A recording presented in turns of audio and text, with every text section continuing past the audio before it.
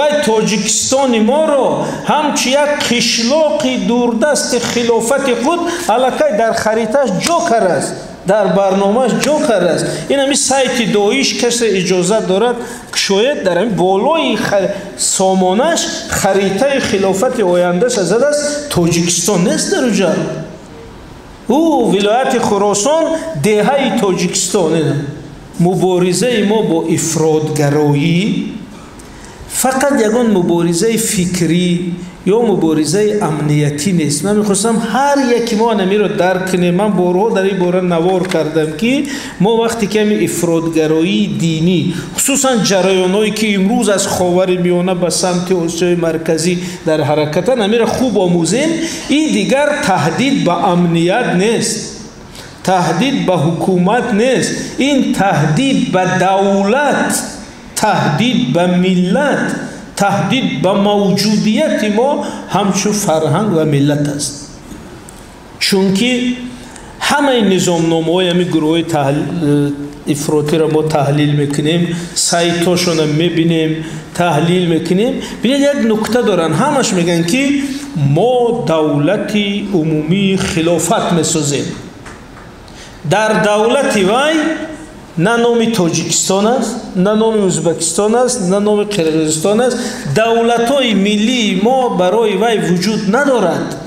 وی تاجیکستان ما را همچی یک قشلاقی دوردست خلافت خود علاقه در خریطش جوکر است، در برنامهش جوکر است. این همی سایت داعش کسی اجازه دارد که شاید در این بالای سامانش خریطه خلافت آیندهش زده است. تاجیکستان نیست در اونجا.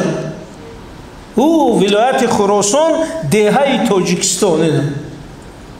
بنابراین من میگم که این خطر به موجودیت دولت مستقل ماست، نه تنها به امنیت. او دیگه نمیاد که استانوفکر کفانه یا مسجد کفانه یا راه رو ویران کنه، او میاد دولت رو از بین میبرد. این نقشه اولیش. دوم گفتم ضد ملت، چون که در همین تعلیماتش تمام تاریخ ما، ارزش های ما، ملت ما، نام های ما، جشن و آیین های ما همش انکار کرده است، کفر اعلام کرده است، آمده ایستاده است. بنابراین آمدن این گروه ها نابودی تمام ارزش های ملی ما، حتی زبان ما، چون که این ایدئولوژی محض ضد یعنی تمدن آریایی و فارسی ساخته شده است. وگرنه همین نام های فارسی رو میبینم میگه که اگر یگان نامی ترکی داشته باشی، نمیدونم نامی اروپایی داشته باشی، هیچ گم نمی نامی تاجیکی داشته باشی، رستم و سهراب و جمشید و سیاوش، میگه ایره اصلاح کن. یعنی که این یک حرکت است که ضد دولت ما، فرهنگ ما، ملت ما، ارزش های ما آمده ایستاده است.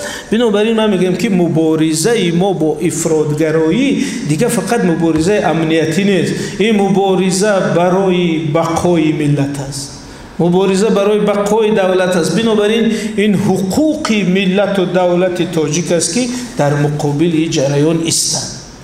این اگر کنسپسی فهمیش ما در مبارزه با اکستریمیسم و تروریسم همی باشد که این دیگه خطر بر ثبات و امنیت نیست، این خطر به موجودیت ما همچون دولت، همچون ملت، همچون فرهنگ است. ما خیلی جدیتر مناسبت میکنیم. در این حالت مبارزه با افراطگرایی وظیفه همه ما میشه.